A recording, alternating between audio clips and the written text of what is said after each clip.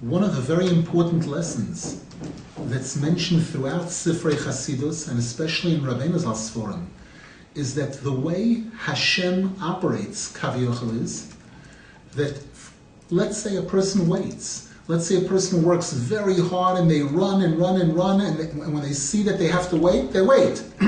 They've done all of that. Now what happens? What happens many times is that Hashem flicks the switch and a million lights go on. The person is given a gift, a bright light that shines for the person that's awesome. And the person is very impressed when it happens. We know, for example, the Jews were in Egypt for 210 years, waiting for a Goyel Tzedek, waiting for their Moshiach to come on his white horse and take them out. And finally, Moshe Rabbeinu and Aaron HaKohen show up and they say the right words and they've got everything and they've got the miracles, and they come to Paro and say, we're here representing the creator of the world, the Hashem, the king of all kings. And we're here to take the Jews out. And Paro says, just for that, I'm going to make it 100 times worse. I'm going to make them work much harder. Till now, they had a quota of how much construction they had to do every day, but they were given materials. They were given bricks. And now, this quota remains the same, and no bricks. Make your own bricks. And he made the suffering much more difficult, and this was only to test the faith of the Jewish people and to test the faith of Moshe Rabbeinu and Aaron HaKohen. And sure enough, eventually, Moshe Rabbeinu succeeded after the 10 plagues, after everything, he succeeded in taking the Jews out of Egypt. And we're told that that night, when they left Egypt, there was an incredible, incredible bright light that Hashem revealed. The light that was revealed on the night of Pesach. It's called Leil Shimurim. It's the one night of the year that we don't say Kriya Shema Lamita. We don't say the usual Kriya Shema Lamita. The Gemara says that when a person is going to sleep at night, that's a time when the Sitra Achra, the forces of evil and Tumah, are very powerful. And it's critical that a Jew recite the Kriya Shema before going to sleep with tremendous kavona. In fact, according to the Sifrei Kabbalah, a person should make sure to be standing when they say the Kriya Shema Lamita. And according to the Sifrei Kabbalah, so I see this, a person should recite the entire Kriya Shema. There are some who only say the first chapter. Our custom is to say all 3 parshas of Kriya Shema, to say it standing. And the Gemara says, a person who says Kriya Shema Lamita with kavana, the mazikim keep away from them. All the forces of Tumah stay away from them. That consider a person to be much more vulnerable and susceptible to them during the nighttime especially. We know the nighttime is a time of Tumah, Chas v'Shalom, all kinds of Tumah can affect a person.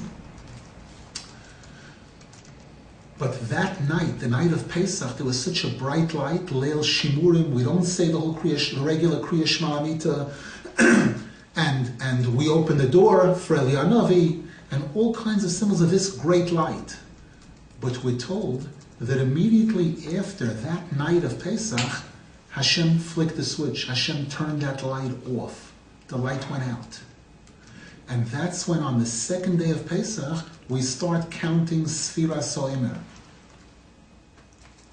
We start from 1. Today is 1 day, tomorrow's 2, showing that we were sent all the way down to the bottom to start from scratch. So the question is, if Hashem sent us this bright, bright light, why didn't He let it stay with us longer? Why blast of light and take it away immediately? And then what? What's the purpose of it, giving us this great gift, if you're going to take it away right away? There are many things to say about this. 2 points specifically.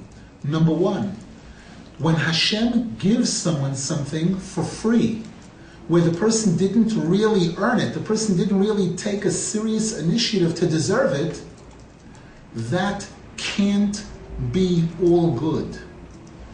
Just like we find when the Jews went out of Egypt, and we weren't really fully deserving to be taken out.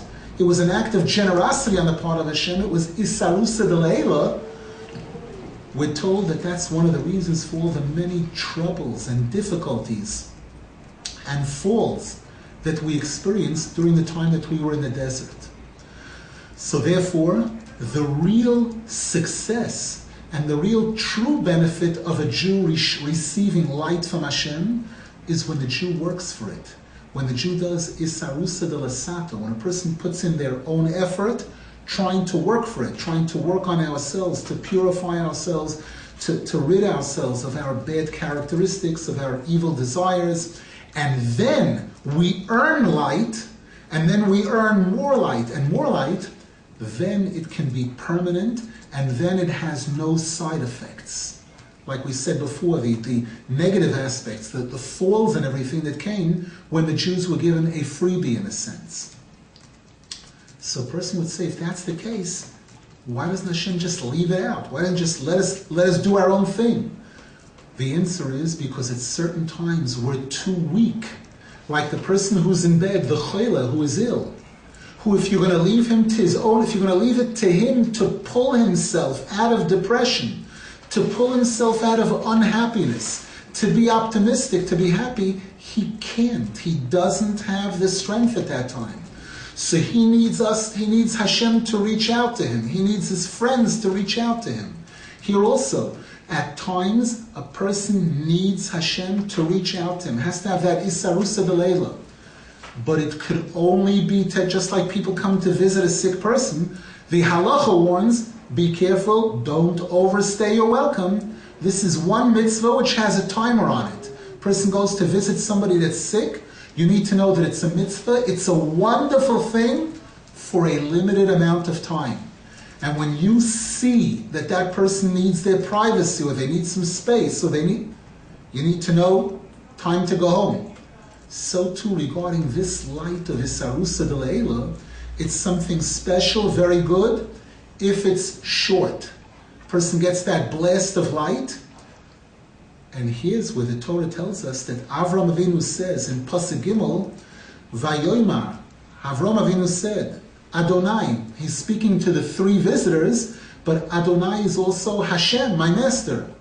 Im no motzosi chen b'einecha. If you really like me, al no sa'avor me'al avdecha. Don't leave me, don't go away. And Rabbi Nosson says this is going back to the Vayera El of Hashem. Avram Avinu said, Hashem, you revealed yourself to me. You sent me this Isarusa Delayla. I know that it's only temporary. I know that it has to go away. But don't let it go away completely. Leave me with the reshimu. Leave me a little bit. Just like when you pour oil, quality oil, into a glass, and then you empty the oil out, you can't empty all the oil out. There's a film that's left inside of the oil where the glass holds on to that oil. It retains that oil, unless you really wash it and scrub it, etc. This is Sarusa Delayla. When a person gets that, when Hashem reaches out to a person, or when the tzaddik reaches out to the person, we have to pray at that time, Al noah sa'avur me'al avdecha. Hashem, please don't take it away from me completely. Meaning, I know that it has to go, but leave me with, let me remember it. Let me have some of it to hold on to that'll carry me during those 49 days of the Omer. During that time when I have to climb, and I know I have to do it on my own to a degree. I have to work. But if I'll be able to remember, if I'll have that sweet taste in my mouth of how good it was when I experienced that Vayera El of Hashem, that'll give me the strength to be able to go, to be able to make it to the finish line. Now the Torah tells us that these three visitors that came to Avram Avinu were actually angels. And it was three angels because there were three important missions that they had. What does Avram Avinu do? He puts out a spread for them. Pas lechem, bread, chema v'cholav, butter and milk.